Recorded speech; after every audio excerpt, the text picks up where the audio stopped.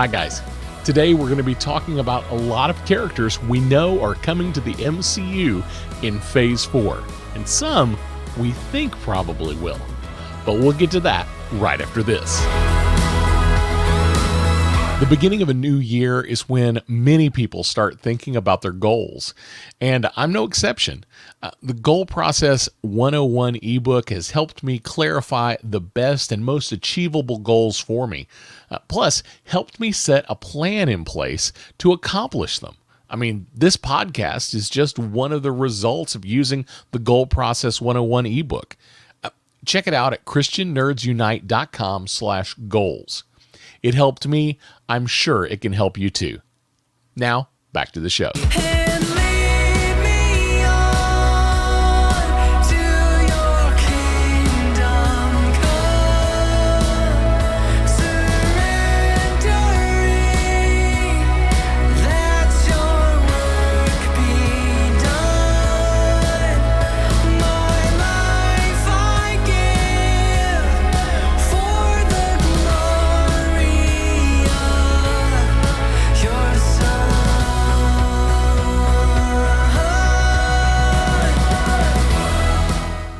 Welcome back. As usual, I want to start with a scripture. Today we're going to be reading 2 Samuel 23, 1-5. These are the last words of David. The inspired utterance of David, son of Jesse, the utterance of the man exalted by the Most High, the man anointed by the God of Jacob, the hero of Israel's songs. The Spirit of the Lord spoke through me, his word was on my tongue. The God of Israel spoke, the Rock of Israel said to me, when one rules over people in righteousness, when he rules in the fear of God, he is like the light of morning at sunrise, on a cloudless morning, like the brightness after rain that brings grass from the earth. If my house were not right with God, surely he would not have made an everlasting covenant, arranged and secured in every part. Surely he would not bring to fruition my salvation and grant me my every desire. Now, later in this chapter, David lists his list of mighty men. It's an important group of heroes and soldiers in David's army. Well, today we're going to be looking at a lot of heroes. Specifically, we're going to be looking at the Marvel Cinematic Universe. And we're not going to talk much about people that we already have seen before.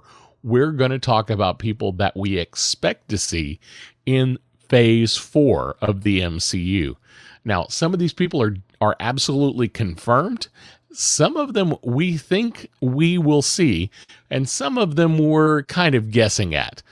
Now, Phase 4 just started with WandaVision just a few weeks ago, and there are lots of people already talking about it in the Christian Nerds Unite group. If you've not joined the group on Facebook, get over there and join the group. It's a lot of fun. Since I mentioned WandaVision, let's start with Wiccan Speed. Now, technically, since WandaVision has already started, we've already seen Wiccan Speed, or at least something like them. We've got Billy and Tommy. We have Wanda's children.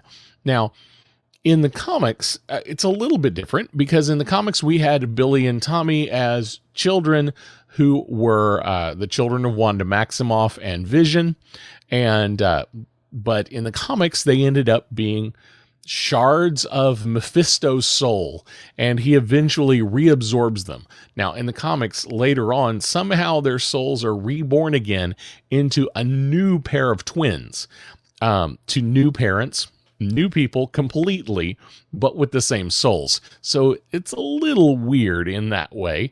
So now they're not really Wanda and Vision's children, but they are still Billy and Tommy, and they become Wiccan Speed. Now, in the MCU, we've already seen them have powers in the MCU in the WandaVision show, so spoilers if you haven't watched WandaVision yet. The MCU has taken quite a bit of liberties with the characters, so I won't be surprised if we don't get the weirdness where they have to be reborn later. We may actually see these two characters become full-fledged heroes in the future.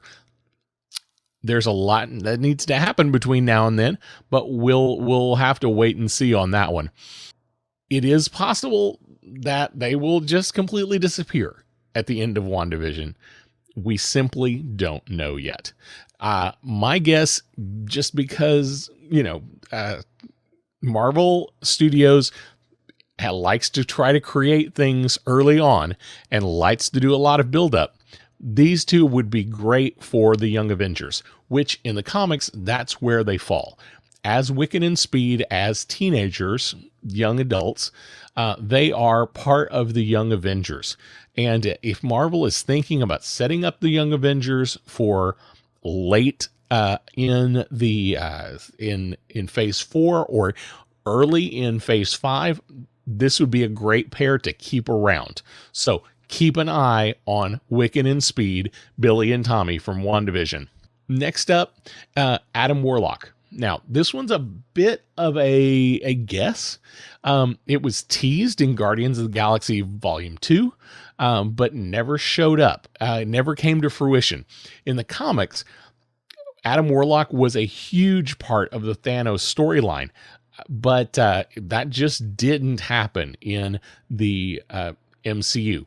I don't know why. I don't know if they couldn't find the right character or if they just decided they didn't want to bring one more character in because there were so many people in that movie already. And to bring in one whole new character that had no real backstory and he was only going to be in the Thanos storyline, it might be a little hard to bring him along. In the comics, he's a hero, almost godlike, and has control of the Soul Stone. So that's another part of he doesn't really fall into the whole Thanos thing now. Like I said, Marvel has been pretty free with changing backstories, so don't be surprised, even if they bring him in, that he has nothing to do with anything to do with the Infinity Stones, has nothing to do with the Soul Stone. Now, they could also bring him in as a villain that later turns into a hero, or they could bring him in as, in the comics, he kind of has an evil alter self called Magus. So that's a possibility. If we're going to see an Adam Warlock, expect to see him in Guardians of the Galaxy Volume 3. That's my expectation if we ever see him. My guess is if he doesn't show up in Guardians of the Galaxy Volume 3, he probably is not going to ever show up, and we'll just sweep that under the rug and pretend it never happened. Now, another character we definitely have confirmation of is ShangChi. Now, ShangChi has his own movie coming out, going to be ShangChi and the Legends of the Ten Rings. Now, when we hear Legends of the Ten Rings, that means we also have Mandarin. And the rumor has it that we are going to see a real Mandarin this time. A Mandarin that has not only leadership of a military force, but also some sort of mystical powers. And in the comic books, they're gathered from his 10 rings that he physically wears, and each ring gives him a different power.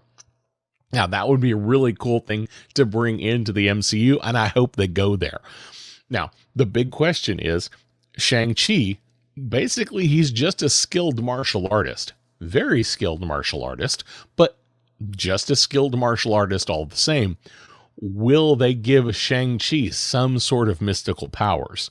Will they do some weird twist and basically make ShangChi the new Iron Fist of the MCU? That's a possibility. They've done stranger things before. No telling. Now, the other question on my mind is the new movie, is it going to be pretty much a straightforward martial arts film, or is it going to be a superhero film, or is it going to be some combination of the two? My expectation and hope that it is some combination of the two. That is going to be a great movie. I'm super excited about it. Next, going to Disney Plus, we definitely have confirmation of a SheHulk show. Now, Disney Plus has already said that they have cast this person. She-Hulk is going to be played by Tatiana Maslany, and of Orphan Black fame. So that's going to be a great choice. I'm super excited to see her in all her hulky glory. That'll be a lot of fun. Now, like I said, it is a Disney Plus show, so it's going to be a series, and I expect there to be some interesting things there. Now, one thing I read hinted that this was going to be a comedy. I was hoping this was going to be more like a Law and Order in the Marvel Universe. Dung dung. We'll see what they decide to do. I'm not really sure what this one's going to look like. But we know She-Hulk in canon, in the comic book canon, she is a lawyer, and we are expecting this to be some sort of show where she is a lawyer. She's also the cousin to Bruce Banner, and we are being told that we are expecting her to also be the cousin to Bruce Banner. So expect to see Mark Ruffalo do at least some kind of cameo. There's no reason they shouldn't. In the comics, she actually got her powers from a transfusion of his blood. Now, she's a little bit different. When she changes into the Hulk, she is able to control it. She actually stays in her Hulk form primarily, keeps her mind, even wears fancy dresses, and she's not always in her superhero getup. She actually dresses the part of a regular person while she is the She-Hulk character. But in the comics, she's also able to change back to her regular human form, but rarely does. So my expectation is that they will keep her as the She-Hulk, as the green giant woman the entire time. That's my hope. They might not, but that's my hope. I hope they don't just turn her into a mindless beast from time to time.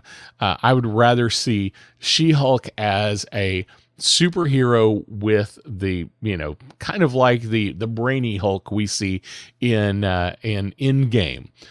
So have that as the She-Hulk. I hope that's the way they go.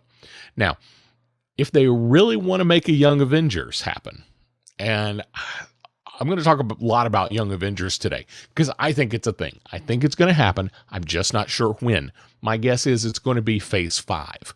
But if they want to see that happen, then it's possible they could bring Hulkling in to this show. Now, if they did, probably they would change the storyline quite a bit for Hulkling's background, because in the comics, there's a lot of question of who he is, where he really came from, and eventually it comes out that he is the son of a Skrull princess and the original male version of Captain Marvel. And I think probably if they bring Hulkling in, and if they bring him in to the She-Hulk show, they'll change his backstory pretty significantly.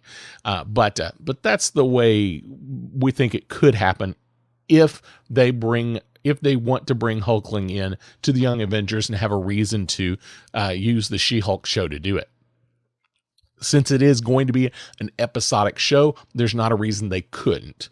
Now, the other possibilities are that this is going to be New York. So, New York lawyer, what do we have? We could see a Matt Murdock. And with a Matt Murdock, we could see Daredevil come into this show as an opposing lawyer, as a consulting lawyer. Lots of possibilities could happen there to bring in Matt Murdock, Daredevil. And if that happens, there's a good likelihood we could bring in Power Man Luke Cage or even Iron Fist. So we'll see where that all goes. I think it's exciting. I really hope that we do see at least a Matt Murdock. Whether we see a Daredevil or not, I hope we see Matt Murdock come in as a lawyer onto the She-Hulk show. Now, next is Monica Rambeau. Once again, technically, we've already seen Monica Rambeau. We saw her in the first Captain Marvel movie just as a child. And now we are seeing her in the WandaVision show as an adult. And there are lots of possibilities here.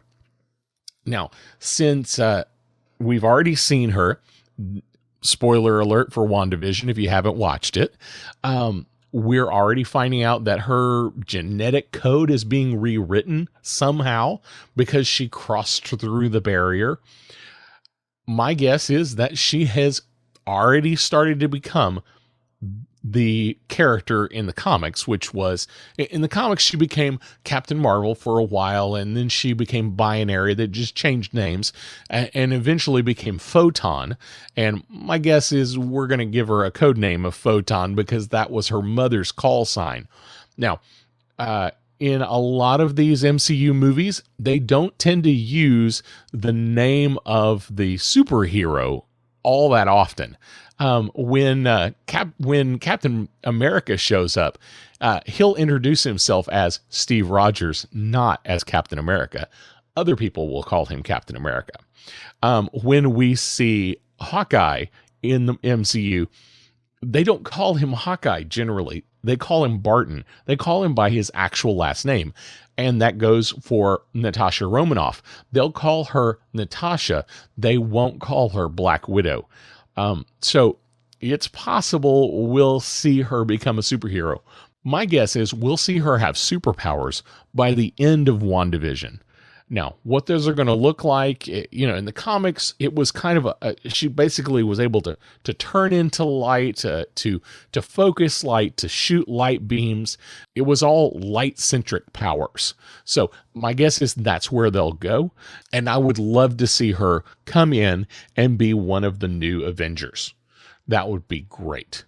Another possibility is that since they already had information on her biology, it is possible that she's already had powers before this, but not realized them because she was going up into space and being exposed to certain cosmic rays through being part of the Sword organization.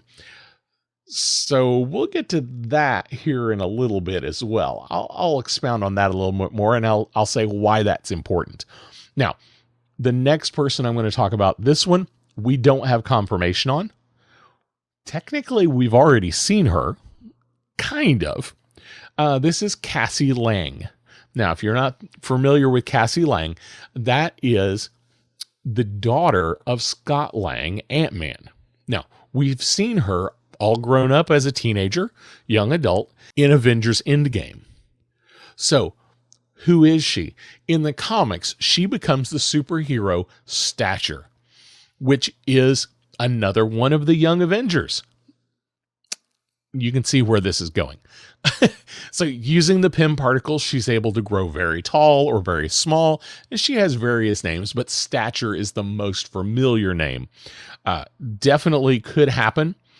Once again, if Kevin Feige wants Young Avengers to happen, Cassie's already there. There's no reason not to use her.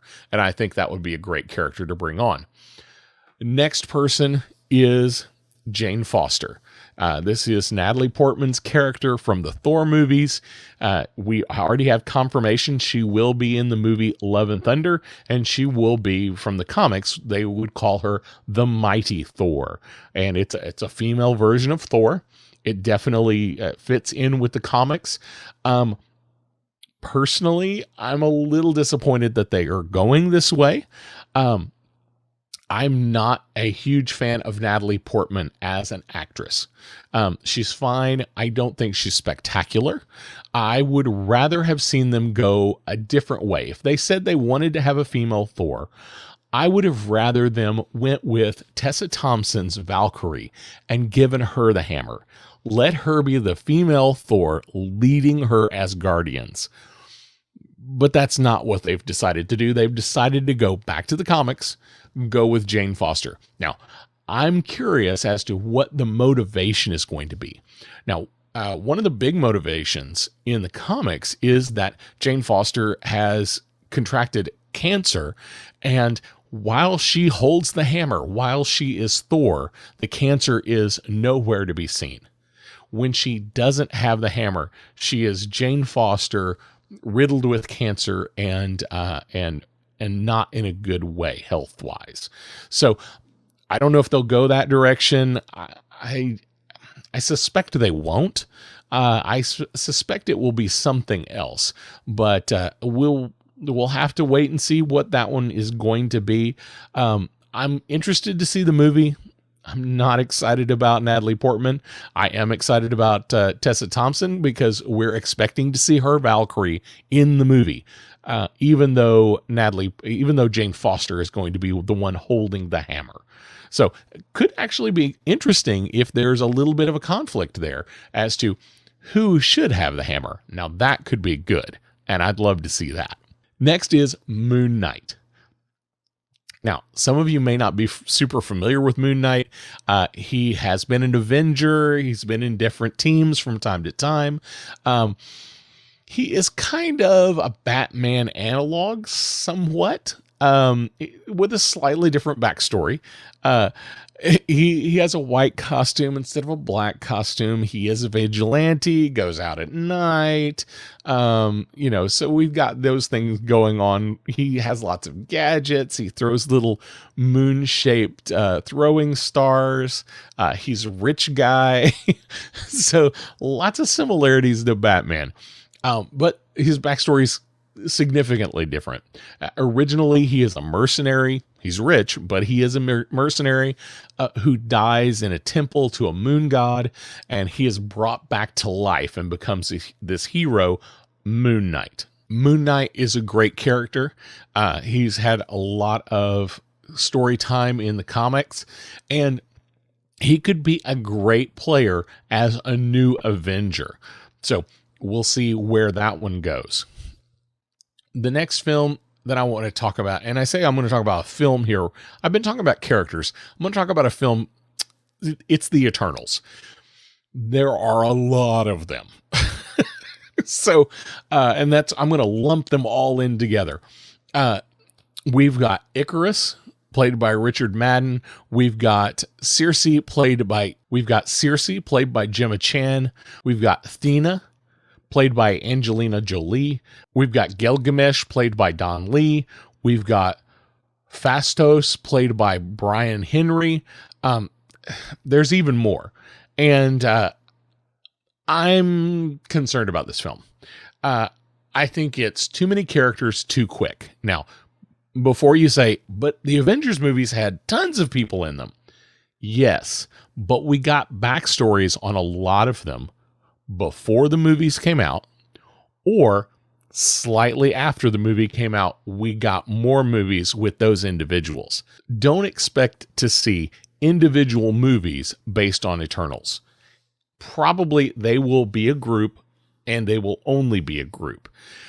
This would be more like a Guardians of the Galaxy with almost twice as many characters. Now, but wait, there's more. We also have Kit Harington from Game of Thrones, who will be playing the Black Knight. Now, that one seems a little odd. We've got this whole group of eternal beings, space group of heroes, and then we've got the Black Knight. Well, in the comics, the Black Knight and Circe have some things going on from time to time, so I think that's probably where this is going. If we keep the Black Knight around, probably we'll see more of Circe as well. My guess is we'll see less of the other Eternals. Now, the Black Knight is technically in the comics has had two iterations. We had a villain that was the Black Knight, technically the uncle of the new or current Black Knight, who is a hero. Black Knight has been an Avenger from time to time, a long-time Avenger, actually, and he carries an ebony blade.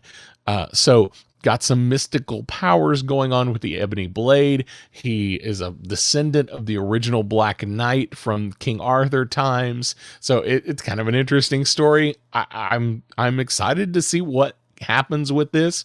I'm just not sure he's going to have a lot of play, a lot of screen time in the movie. Another problem I have with this particular film is there's a few names on here that are a little too big. When we look at a lot of the MCU movies, we don't see huge names. Now, you think, well, Robert Downey Jr. is a huge name. He is now. Robert Downey Jr. had kind of hit rock bottom before Iron Man. Think about that. When Iron Man 1 came out, they were looking for somebody, and they said, let's use Robert Downey Jr. He did not have the kind of pull he does today. And he didn't have the kind of pull he did way back in the day. He did really well, got a lot of fame, and then crashed pretty hard. Marvel gave him a new shot, and he became huge. Think about that. Most of the other actors were that way too. Now, they weren't unknowns. Don't get me wrong. They weren't completely unknowns, but they didn't have the star power they had before their Marvel movies came out.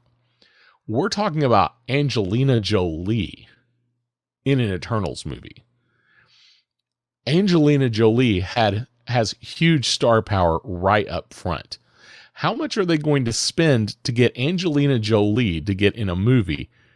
How much screen time are they going to give her? I don't know. The sheer volume of actors that are in this movie gives me caution for how this movie is going to work. But that being said, these are all characters who are coming to Phase 4. Well, next up is going to be Riri Williams or Ironheart. And the part is already being cast. Dominic Thorne is going to be playing Riri Williams. It's going to be a Disney Plus show. Now, Riri Williams is a 15-year-old who basically creates upgraded Iron Man armor. Now, I doubt they're going to say it's upgraded Iron Man armor because he was so high-tech by the time the last movie came out. I'm not sure how much more high-tech Iron Man armor can be. My guess is she's going to create her own Iron Man armor from scratch. I hope they don't just say they gave her an Iron Man costume. I want her to build it. I want her to have designed it. I want to be her thing. And guess what?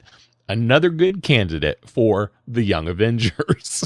Do you see a pattern? All right. So next up, I've got John Walker, U.S. Agent. And many of you are probably not familiar with U.S. Agent, a little bit lesser known character. Now, it has been cast and has already been shooting. Wyatt Russell is playing John Walker. And this is a character who's going to show up here in just about a month in the Falcon and Winter Soldier show. Now, in the comics, he was chosen as the government's choice to replace Captain America when Captain America put the shield down for a short period of time. Why is that significant?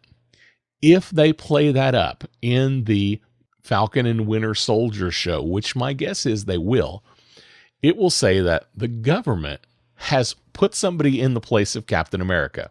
It's this John Walker character. And they want to give him the shield. And they're coming to Falcon and Winter Soldier to ask for the shield back.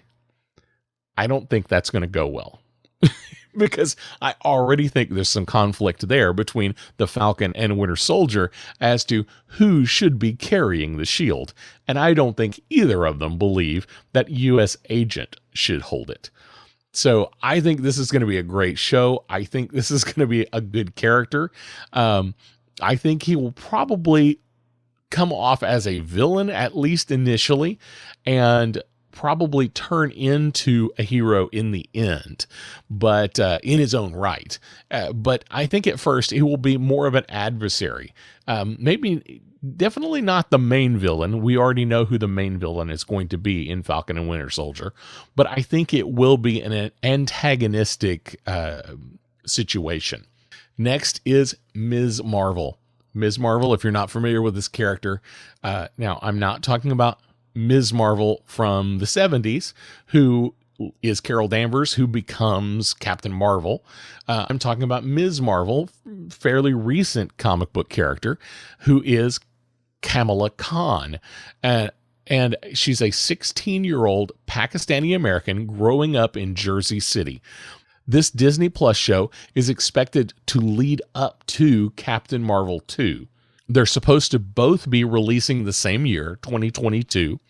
And there's a little conjecture as to which one's going to come first. A lot of people are saying that Ms. Marvel will happen first, and it will lead into Captain Marvel 2. That's my expectation as well. This is, once again, another great candidate for a young Avenger. And one more young Avenger for you, Kate Bishop. Now, who's Kate Bishop? She is the new Hawkeye. She's trained by Clint Barton, and she's another character from the comics that could be a great young Avenger. The part has already been cast, and the Kate Bishop will be played by Hallie Steinfeld. And we're also going to see a new supervillain we haven't seen before. I don't know if supervillain is the right word, but a villain known as Clown. So I'm not sure where that's going to play in. I don't know how close they're going to match this to the comics. But from everything we have seen so far, we at least know they're going to follow the comics to the point of Clint Barton is going to be training Kate Bishop as an archer, and she will be a new Hawkeye. Once again, a new young Avenger. Could she play into the regular Avengers? Possibly. But my guess is if they're going to go this route, they'll push her into the young Avengers. Next is a little bit different. We know there is going to be a Black Widow movie coming out, and it's coming out soon, and I'm super excited about this movie. We're going to see two people. One is a hero, one's technically a villain. We're going to see the Red Guardian, who is, for all intents and purposes, the Soviet version of Captain America. So that'll be an interesting character to see. And from the previews that we've seen, it looks like he's a little past it. So hopefully that's going to be an exciting part of the movie. Another one is the villain in this movie. We're going to see Taskmaster. If you're not familiar with Taskmaster, he's a great villain. He can learn any fighting technique simply by watching it, which means if he sees you fighting, he can instantly duplicate your moves and find ways to defeat you. That's going to be hard for this group of people to beat somebody like Taskmaster. Now, there's one other person in this movie that's a possible new hero. Who am I talking about? Yelena Belova. She's supposed to be Natasha's sister. Now, why is this important? With Black Widow dying in Endgame, we have a hole in the Avengers. Who is going to replace this person? Who's going to replace the Black Widow, Natasha? Are they going to bring her back? I doubt it. I don't see them bringing her back. It is possible that Natasha's sister steps into that role. Now, it's also possible that this won't happen. Definitely would not be a young Avenger, I don't think. I think this would be on the main Avengers team. An espionage type character to match up with Clint Barton. And I think this is a good possibility that this will happen. Next, we do have this one confirmed. Mahershala Ali is going to be Blade the Vampire Slayer. Now, I'm looking forward to this. I was never a huge Blade fan, but Mahershala Ali is amazing, and I think that's going to make the movie. Now, who is Blade? Blade is a half vampire, half human. He's a vampire hunter. His whole goal is to rid the world of vampires. Now, that is a cool story, and that's a cool idea. It could be possible that this could cross over with Sony's Spider-Verse. We could see Jared Leto's Morbius, the living vampire, brought into a Blade movie or vice versa. Now, that is something I want to see. Next up is Nova. We have no confirmation on this one. Nova is purely a guess. It's possible. Kevin Feige has kind of teased this. He's been asked about Nova multiple times. Are we going to see Nova? And he always says it's possible. Some people have asked him, are we going to see Richard Rider Nova? Are we going to see Sam Alexander Nova? And he says yes. So at some point, but he doesn't say when. Could Nova show up in Phase 4? Absolutely. Richard Rider version of Nova has a great shot of showing up in Guardians of the Galaxy 3. The script hasn't been written yet. At least not fully. They haven't started shooting at all. So there's a lot of possibilities there. Now, this is the older version of Nova. He's a full-grown adult. He's from the original Nova Corps, and he kind of takes over their place, taking over the guardianship of the Nova. And we've already heard that the Nova Corps is basically wiped out by Thanos. So this makes sense that we could see a Richard Rider Nova come in. Now, the other possibility is Sam Alexander. Now, why is Sam Alexander relevant in this conversation? Because once again, Sam Alexander would be a great fit for the Young Avengers show. I don't have a good way for him to get into the MCU. Nothing actually comes to mind right offhand as to how you would get him into the film. But he would be a great option for one of the Young Avengers. Last but not least, earlier I talked about Monica Rambeau. I talked about going into space. I talked about the Sword Organization. Once again, WandaVision spoilers if you haven't watched it. In WandaVision, they talk a little bit about their space program. And a lot of people have decided not to come back. And they're questioning their ability to send people into space. Well, the Fantastic Four become superheroes because they went to space and experienced cosmic rays. So is it possible we will see the Fantastic Four in Phase 4? Well, Kevin Feige has already announced there will be a Fantastic Four movie. Will it be Phase 4 or will it be early Phase 5? I'm not positive. A lot of people are saying it will be Phase 4. And, it's the Fantastic Four. It makes sense. It should be the last Phase 4 movie. You just have to do that. We don't have a date for this movie. We have no casting. All we know is there is a plan and it will happen at some point. Now, what does this really look like? I would expect that we start hearing things, we start seeing things dripped on us about the Fantastic Four over the course of the next few years. Will we see the characters come into other shows? Possibly. There is a lot of conjecture as to who Monica Rambeau is going to go visit right now in WandaVision. And it could be, a lot of people are saying it is, Reed Richards, an aerospace engineer, and which he was in the comics. He designed the ship that took them into space that was blasted with cosmic rays that gave them superpowers. Is it possible we're going to see a Reed Richards here in just the next few weeks? Maybe already has superpowers, or maybe he's a Reed Richards that doesn't yet have superpowers.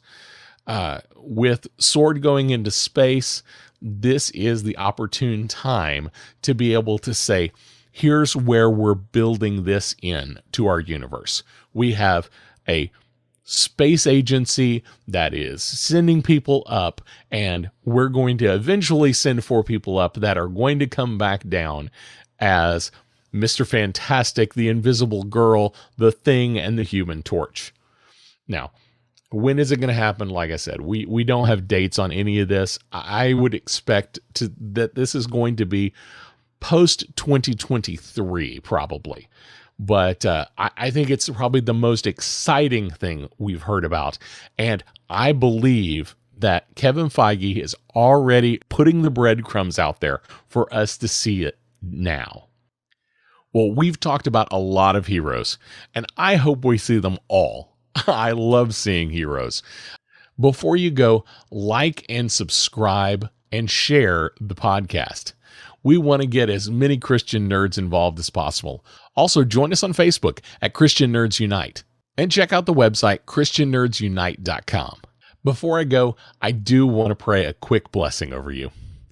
Eternal God and Father, by whose power we are created and by whose love we are redeemed, guide and strengthen us by your Spirit, that we may give ourselves to your service and live this day in love to one another and to you. Through Jesus Christ, your Son, our Lord. Amen. We'll see you next week.